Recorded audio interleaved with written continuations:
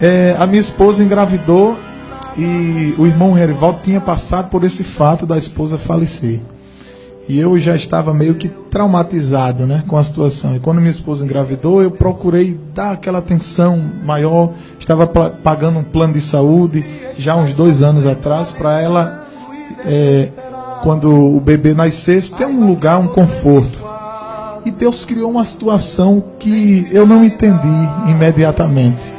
O senhor estava falando, eu me lembrei. Eu paguei o plano, tudo, e quando foram 2 meses antes dela dar à luz, o plano faliu. Eu fui para outro plano, não cobriu a carência. Ela teve o bebê, e quando ela teve o bebê, no outro dia ela teve uma complicação e teve que ser transferida para outro hospital, de urgência. O intestino dela paralisou, ela começou a inchar muito, começou a vomitar. E os médicos disseram, nós temos que transferi-la imediatamente, porque temos que fazer uma nova cirurgia, reabrir a cesariana. E eu fiquei perguntando a Deus, por que aquilo tudo? Como o senhor falou, eu fiz tudo certo e deu errado. Eu dizia, Deus, por que isso aqui, Senhor? Eu estou sem entender. E a minha esposa foi transferida para o hospital Otávio de Freitas, em Jaboatão. Justamente no mesmo hospital onde meu pai faleceu no ano de 2000. Não tinha vaga do mesmo jeito que aconteceu com meu pai. Meu pai estava com câncer e ele não tinha vaga, ele ficou no corredor, numa maca improvisada ao lado de uma sala. E minha esposa ficou no mesmo corredor, numa sala, na mesma maca, digo, ao lado da sala que meu pai havia falecido. E na minha mente passava tanta coisa, tantas perguntas, e eu não consegui ir para casa, eu não consegui dormir, e eu fiquei no carro. Eu me lembro que eu coloquei o carro assim na frente do hospital, baixei o banco do carro e disse ao vigilante, o senhor me deixa dormir aqui no carro? Eu disse, fica à vontade, irmão. E quando eu estava no hospital, a primeira lição que Deus me deu é que eu estava confiando muito no plano de saúde. Quando eu cheguei lá no hospital, eu fui mais bem tratado do que no hospital particular. O porteiro era crente, o irmão dos recursos humanos era crente, o vigilante era crente, servo de Deus da nossa igreja, diácono da igreja. Não podia entrar a todo instante, porque minha esposa tinha ido para uma sala que não podia receber visita. Os médicos estavam fazendo os exames, mas ele chegou para mim e disse, olha, quando o senhor quiser entrar, pode entrar, não diga a ninguém não, o senhor vai lá e volta rapidinho, eu lhe dou 5 minutinhos, o senhor vê e volta.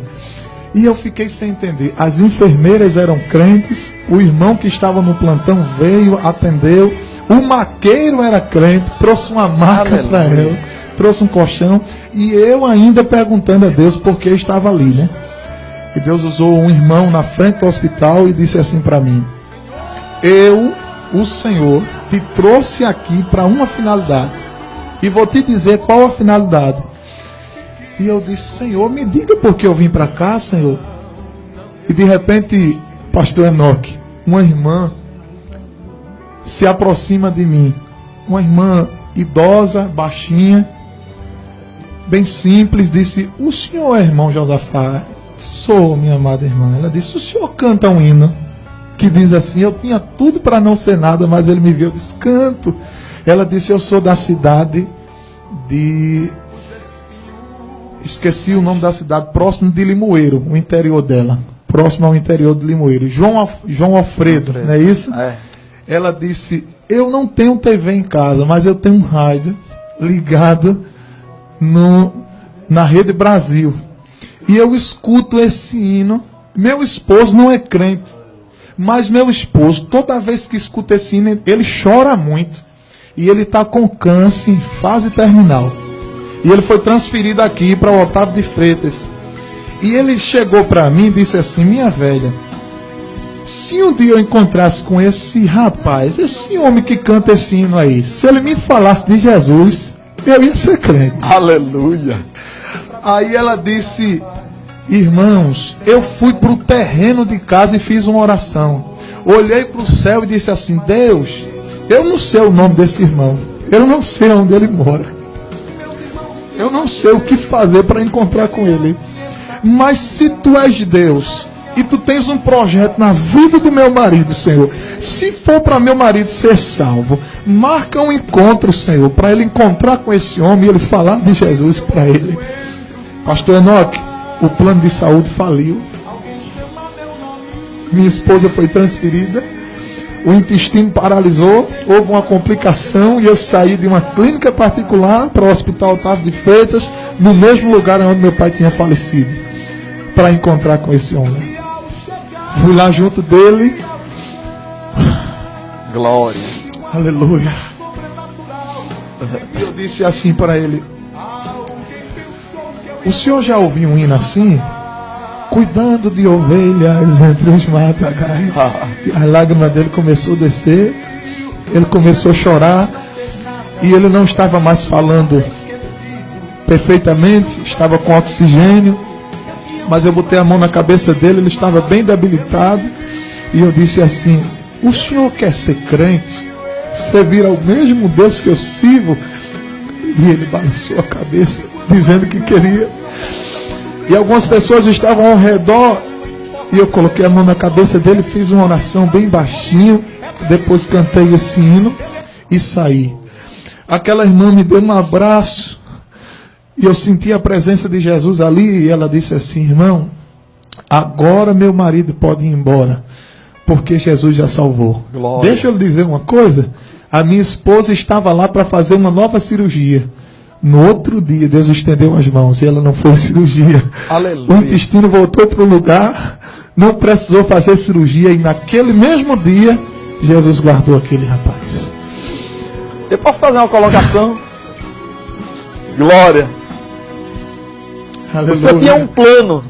Não era um plano? Um projeto. Um projeto. E tinha um plano de saúde, não é? Deus tinha uma realização. Se eu tinha só o plano, Deus tinha a realização. Aleluia. Aleluia. Oh, glória. Aleluia. Aleluia. Aleluia. Aleluia. Aleluia. Aleluia. Aleluia. Aleluia. Aleluia. Grande, grande é o Senhor. Grande é o Senhor. Grande é o Senhor. Grande é o Senhor. Grande é o Senhor. Não tem preço, não tem preço, não tem preço, não tem preço. É Deus puro. É como até os irmãos gostam de falar no círculo de oração. É Deus sem mistura. É. Que às vezes nós vemos algo ali, um fogo estranho, não é? Mas é. Glória. Aleluia. Glória. Deus faz. É por isso que nós adoramos. Porque Ele tem, Ele pode, Ele faz, Ele opera como e quando Ele quer. E o hospital ficou, ou melhor, os que estavam lá ficaram impactados pelo poder. Muita gente, uma senhora que estava na frente, se eu sou afastada também, eu disse: volte para Jesus. Estava lá, tinha quebrado o braço, disse: estou sem entender porque eu estou aqui nessa fila, não ajeitaram, não colocaram o braço ainda na tipóia. Eu disse: é porque Jesus permitiu você estar aqui, volte para Jesus. Jesus começou a trabalhar ali e eu entendi o que Jesus disse para os discípulos: o que eu faço hoje, tu não sabes. Aleluia. Às vezes Deus cria uma situação em nossa vida que nós não entendemos. Eu não sei se lá do outro lado, pastor Enoque, existe alguém que está nos assistindo, mas veio o desejo no meu coração de lhe dizer: o que Deus faz na nossa vida, Deus faz com perfeição. Deus não erra. Deus não se equivoca. Não existe esse ditado com Deus: atirou no que não viu, acertou o que viu. Não. Não. Deus trabalha certo. Um certo cidadão encontrou-se comigo no meio do caminho e disse: não, Deus escreve torto em linhas certo em linhas tortas. Eu disse: isso é mentira, meu amigo. Apruma linha. Deus apruma uma linha e escreve em cima dela. Deus faz tudo perfeito. Oh, glória! O que está acontecendo na sua vida é uma perfeição de Deus, é um trabalhar de Deus. Deus criou tudo isso para uma grande finalidade, um grande objetivo.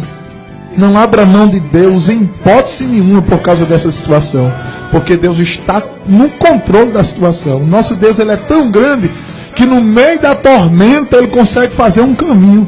Aleluia. No meio das crises, Ele consegue fazer um plano.